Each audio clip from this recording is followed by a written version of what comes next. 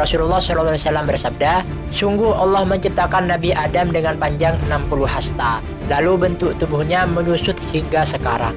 Hadis ini menunjukkan Nabi Adam diciptakan dengan panjang 60 hasta, tidak lebih dari itu. Sementara bentuk fisik keturunannya terus mengalami penyusutan hingga saat ini.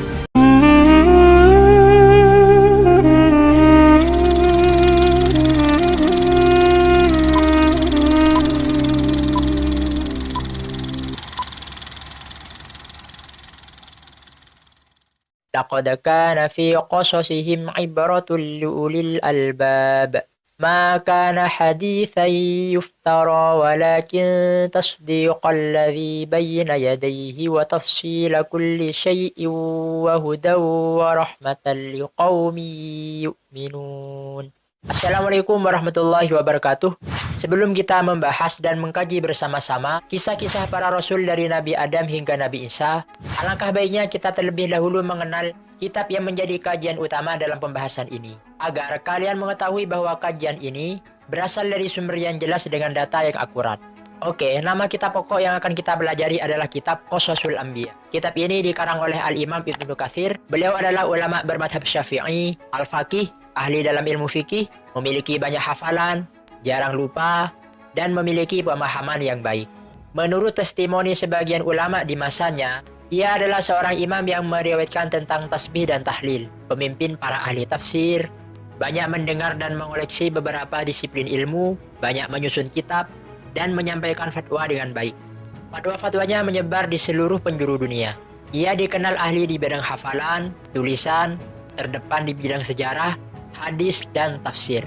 Di antara karya-karya beliau adalah kitab tafsir yang terkenal dengan sebutan Tafsir Ibnu Katsir, Al-Bidayah wa Nihayah, As-Sirah An-Nabawiyah, Ikhtisar Ulumil Hadis, Jami'ul Masanid wa Sunan, At-Takmil fi Ma'rifati Thiqat wa Du'afa wal Majahil, Risalah fil Jihad, Tabaqatus Syafi'iyah, Ikhtisar Kitabul Madkhal ila Kitabis Sunan lil Baihaqi, Kitabul Ahkam, dan masih banyak lagi kitab-kitab karya beliau, namun sebagiannya telah hilang.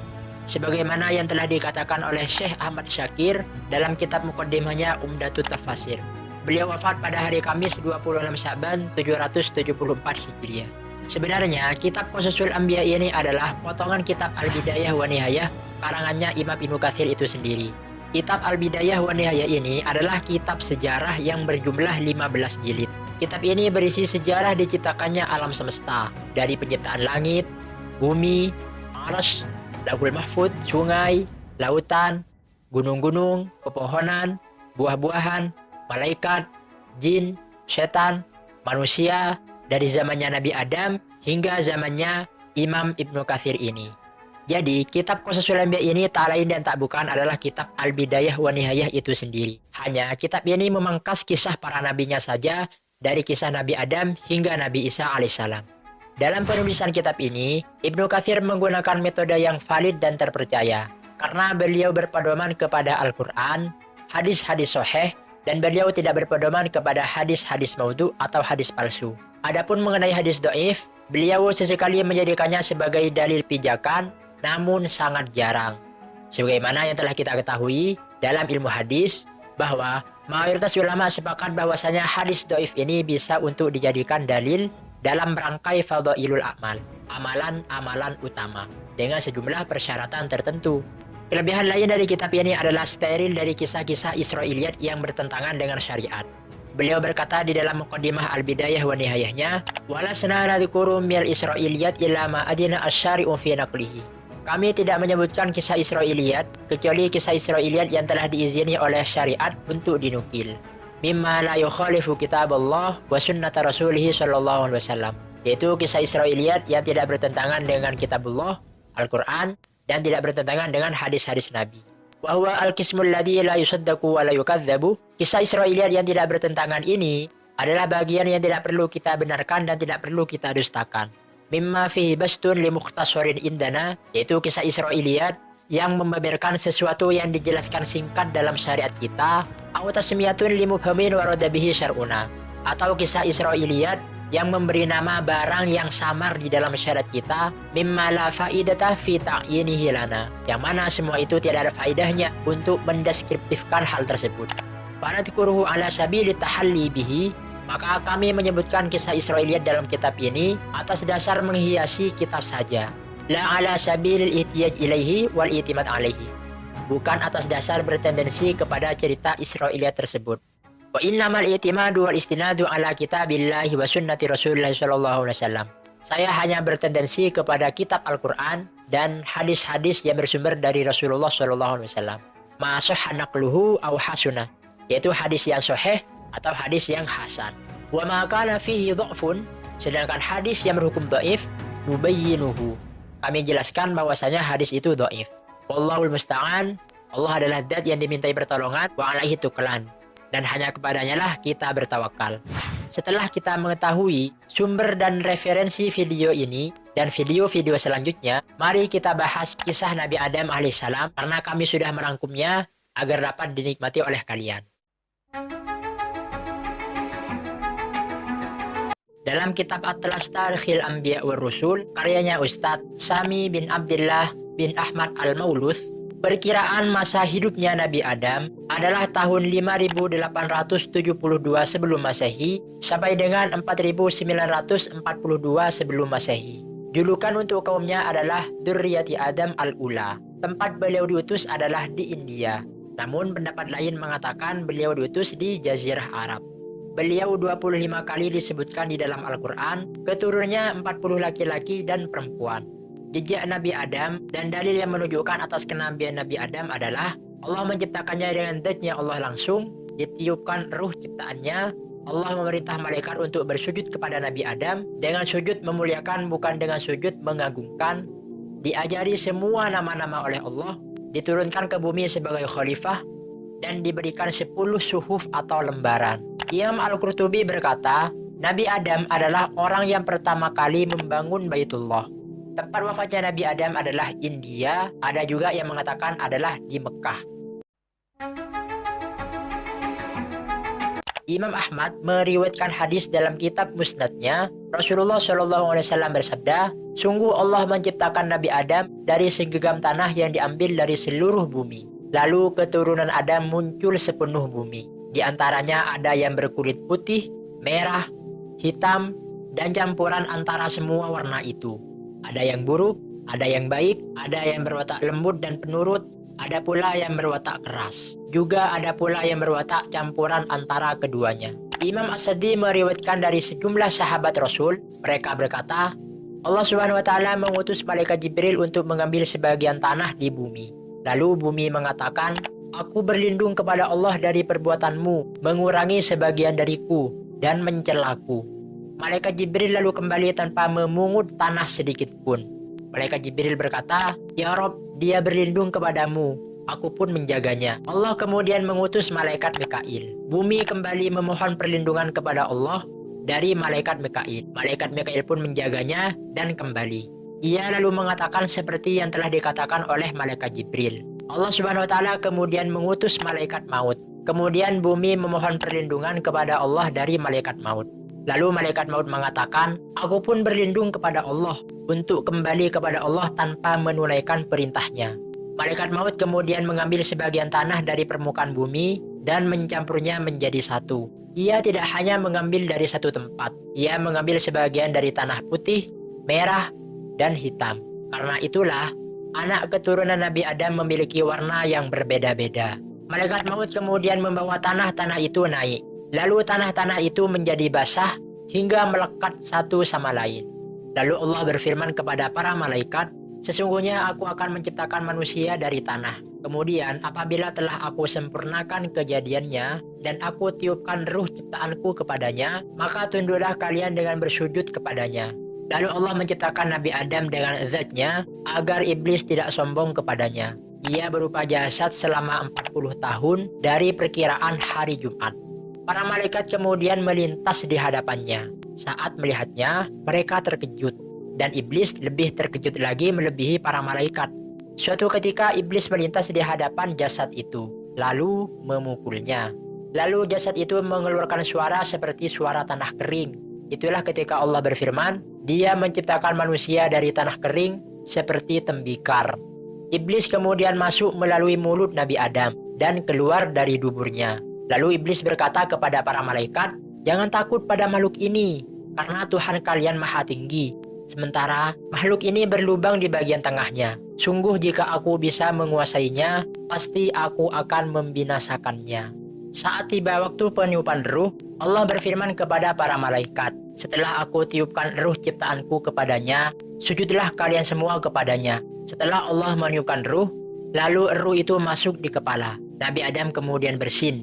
Lalu para malaikat mengatakan, "Ucapkanlah Alhamdulillah." Nabi Adam kemudian mengucapkan Alhamdulillah.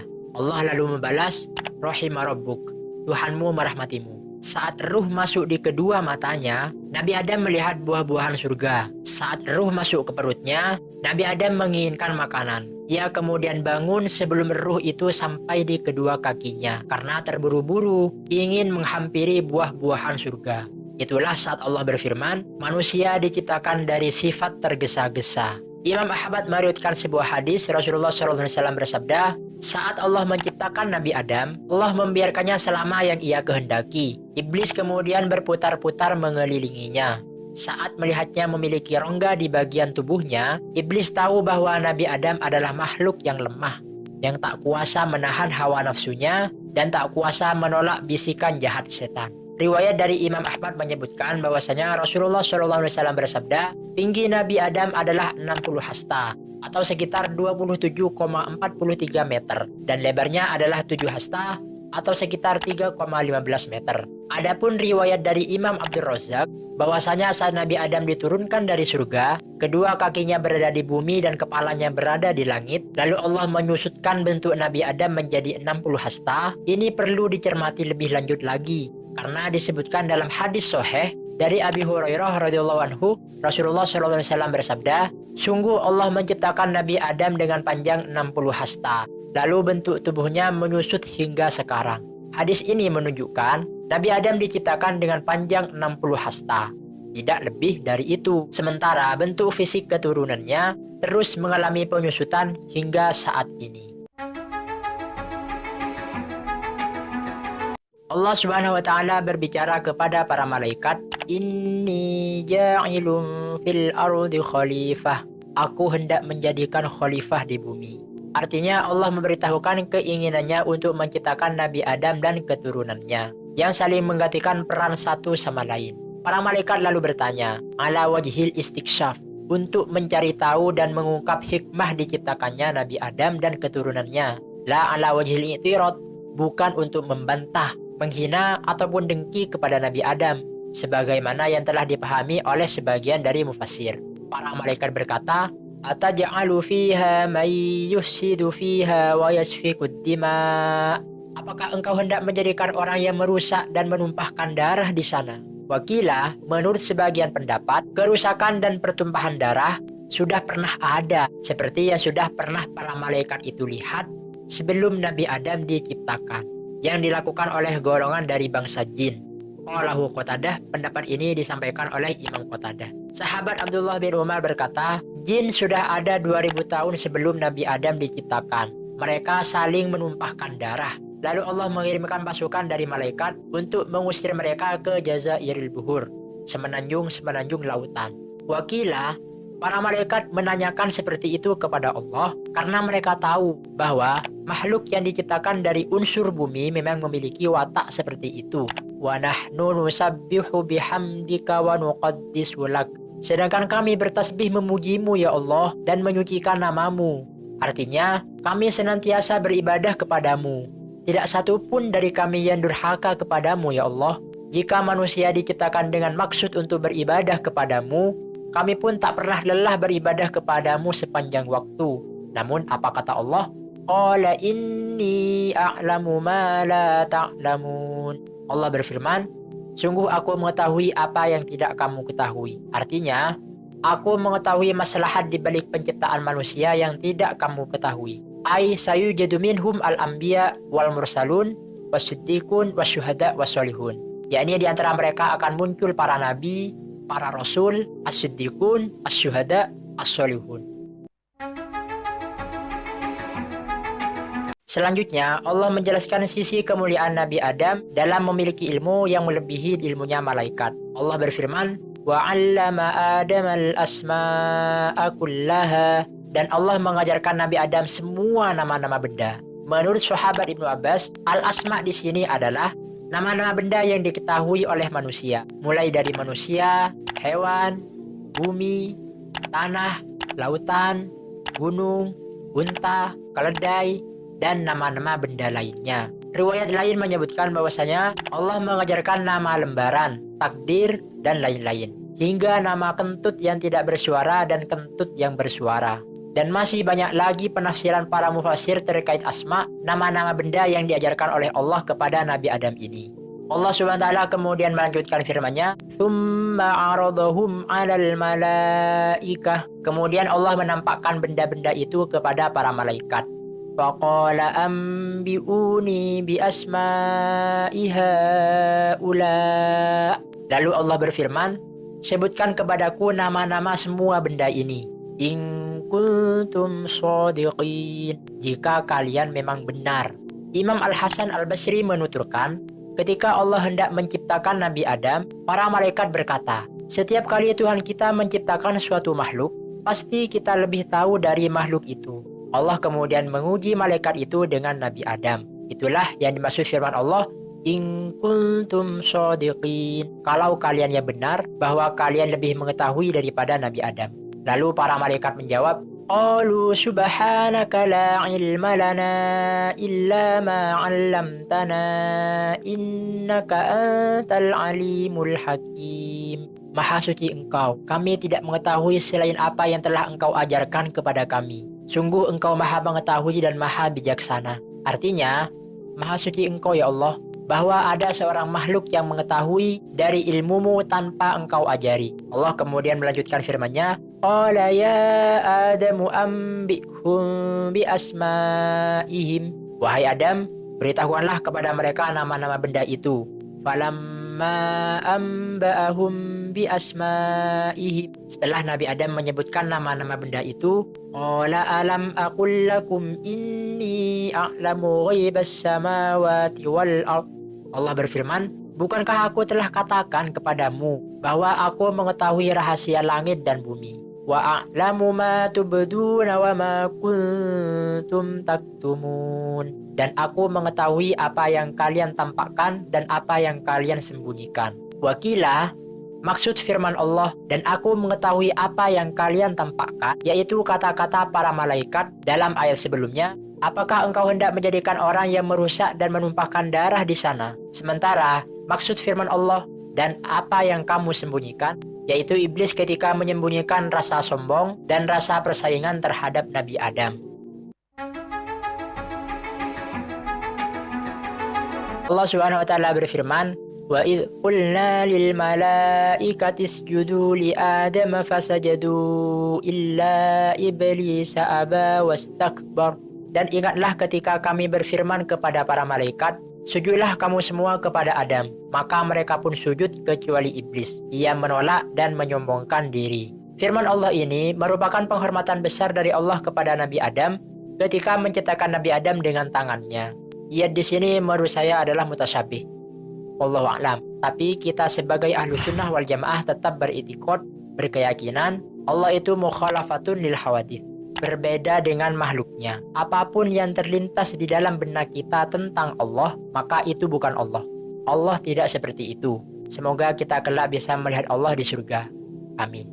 Lalu Allah meniupkan ruh ciptaannya kepada Nabi Adam, seperti yang disampaikan Allah dalam ayat yang berbeda, "Fa'idza sawaituhu wa nafakhtu fihi min ruhi faqa'u lahu sajidin." Maka ketika aku sudah menyempurnakan kejadiannya dan aku telah meniupkan ruh ciptaanku kepadanya, maka tunduklah kamu semua malaikat kepadanya dengan bersujud. Walhasil, Allah memberikan 4 kemuliaan kepada Nabi Adam. Pertama, Allah menciptakan Nabi Adam dengan iyatnya sendiri. Kedua, meniupkan ruh ciptaannya kepada Nabi Adam. Ketiga, memerintahkan kepada para malaikat untuk bersujud kepada Nabi Adam. Dan keempat, mengajarkan Nabi Adam semua nama-nama benda. Dalam surat Al-A'raf ayat 11-12, Allah Subhanahu wa taala berfirman, "Walaqad khalaqnakum tsumma sawwarnakum tsumma qulna lil malaikati isjudu li Adama fasajadu illa iblis lam yakum minas sajidin." Dan sungguh kami telah menciptakanmu, kemudian membentuk tubuhmu. Kemudian kami berfirman kepada para malaikat, "Sujudlah kalian kepada Adam." Lalu mereka pun sujud kecuali iblis. Ia tidak termasuk mereka yang bersujud. Qala ma manaka alla tasjuda id amartuk. Allah berfirman, apa yang menghalangimu sehingga kamu tidak mau bersujud kepada Nabi Adam ketika aku menyuruhmu? Qala ana khairum minhu khalaqtani min nari wa khalaqtahu min tin. Iblis menjawab, aku lebih baik daripada dia. Engkau menciptakanku dari api, sedangkan engkau menciptakan dia dari tanah. Imam Al-Hasan Al-Basri menuturkan, iblis membuat sebuah analogi atau kias, dan dia adalah makhluk pertama yang menggunakan analogi atau hukum kias. Imam Ibnu Sirin mengatakan, makhluk pertama yang menggunakan analogi kias adalah iblis. Tidaklah matahari dan bulan itu disembah, melainkan karena analogi-analogi. Kedua asar ini diriwayatkan oleh Imam Ibnu Jarir. Artinya, iblis membandingkan dirinya dengan Nabi Adam melalui analogi, lalu menilai dirinya lebih mulia daripada Nabi Adam, sehingga dia tidak mau sujud kepada Nabi Adam. Padahal dia dan para malaikat diperintahkan untuk bersujud kepada Nabi Adam. Maka ketika analogi berseberangan dengan nas, analogi tidak bisa digunakan. Selain itu, penilaian iblis juga keliru, karena tanah lebih bermanfaat daripada api. Karena tanah mengandung unsur ketenangan, ketabahan, kesabaran, dan pertumbuhan. Berbeda dengan api yang mengandung unsur gegabah, tergesa-gesa, dan dapat membakar. Dalam surat Al-Kahfi ayat 50, Allah Subhanahu wa taala berfirman, "Wa idh qulna lil malaikati isjudu li Adama fasajadu illa iblisa kana minal jinni fafasaqa an amri rabbih. Afatattakhidunahu wa dhurriyyatahu awliya'a min duni wa hum lakum adu bi'sa lidh-dhalimina badala." Dan ingatlah ketika kami berfirman kepada para malaikat, sujudlah kalian kepada Adam. Lalu mereka sujud kecuali iblis. Dia adalah dari golongan jin. Lalu dia mendurhakai perintah Tuhannya. Lalu pantaskah kalian menjadikan iblis dan keturunannya sebagai pemimpin selain aku? Padahal mereka adalah musuhmu. Sangat buruklah iblis itu sebagai pengganti Allah bagi orang-orang yang zalim. Imam Al-Hasan Al-Basri menuturkan, lam yakun iblis minal malaikati tarfata ainin qattu. Iblis sama sekali bukan golongan para malaikat. Syahr bin Hausyab menuturkan, pada mulanya iblis berasal dari golongan jin. Namun ketika mereka jin berbuat onar di bumi, Allah lalu mengutus malaikat untuk membunuh mereka dan mengusirnya ke semenanjung-semenanjung lautan. Iblis termasuk jin yang ditawan, kemudian dibawa naik ke langit dan tinggal di sana. Maka saat para malaikat diperintah untuk bersujud, iblis ini enggan untuk menuruti perintah Allah. Sahabat Ibnu Mas'ud, Ibnu Abbas, sahabat yang lain, Sa'id bin Musayyib, dan lainnya mengatakan, iblis pada mulanya adalah pemimpin para malaikat di langit paling bawah. Ibnu Abbas lalu menambahkan, namanya adalah Azazil. Riwayat lain dari Ibnu Abbas menyebutkan, namanya adalah Al-Harith. An-Nuqas menyatakan, nama kunyahnya iblis adalah Abu Kardus. Ibnu Abbas menyatakan, iblis berasal dari salah satu golongan malaikat yang bernama jin. Para malaikat yang bernama jin ini bertugas menjaga surga. Iblis ini paling mulia, paling banyak ilmu dan ibadahnya di antara golongannya itu, dan dia memiliki 4 sayap. Namun Allah mengubah wujudnya menjadi setan yang terkutuk. Allah berfirman, wahai iblis, apakah ia menghalangimu sujud kepada apa yang telah aku ciptakan dengan kekuasaanku? Apakah kamu menyombongkan diri? Atau kamu merasa termasuk golongan yang lebih tinggi? Iblis menjawab, aku lebih baik darinya, karena engkau ciptakan aku dari api, sedangkan dia engkau ciptakan dari tanah. Allah berfirman, kalau begitu, keluarlah kamu dari surga. Sesungguhnya kamu adalah makhluk yang terkutuk, dan sungguh kutukanku tetap kepadamu sampai hari pembalasan. Iblis berkata, "Wahai Tuhanku, tangguhkanlah aku sampai pada hari di mana mereka dibangkitkan, yaitu hari kiamat." Allah berfirman, "Sesungguhnya kamu termasuk golongan yang diberi penangguhan sampai pada hari yang telah ditentukan, yaitu hari kiamat."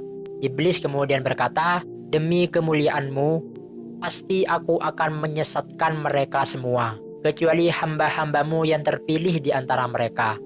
Allah kemudian berfirman, "Maka yang benar adalah sumpahku, dan hanya kebenaran itulah yang aku katakan. Sungguh aku akan penuhi neraka jahanam itu dengan kamu dan orang-orang yang mengikutimu di antara mereka," yaitu keturunan Nabi Adam. Dalam surat Al-A'raf ayat 16-18, Allah Subhanahu wa taala berfirman, Iblis menjawab, "Karena engkau telah menyesatkanku, pasti aku akan halangi mereka dari jalanmu yang lurus, dan pasti aku akan datangi mereka dari depan, dari belakang, dari kanan, dan dari kiri mereka, dan engkau tidak akan melihat kebanyakan dari mereka bersyukur." Artinya, bahagialah bagi siapapun yang menentang iblis, dan celakalah bagi siapapun yang mengikutinya.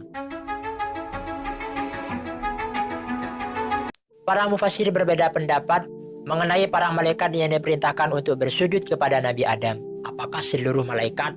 Sebagaimana yang telah ditunjukkan oleh umumnya ayat Al-Quran, seperti yang dinyatakan jumhurul ulama, atau malaikat bumi saja, seperti yang dikatakan Imam Ibnu Jarir, dari jalur Imam Ad-Dhahhak, dari sahabat Ibnu Abbas. Di antara perbedaan pendapat para mufassir itu, pendapat yang kuat adalah pendapat yang pertama, yaitu pendapat yang mengatakan bahwa seluruh malaikat sujud kepada Nabi Adam.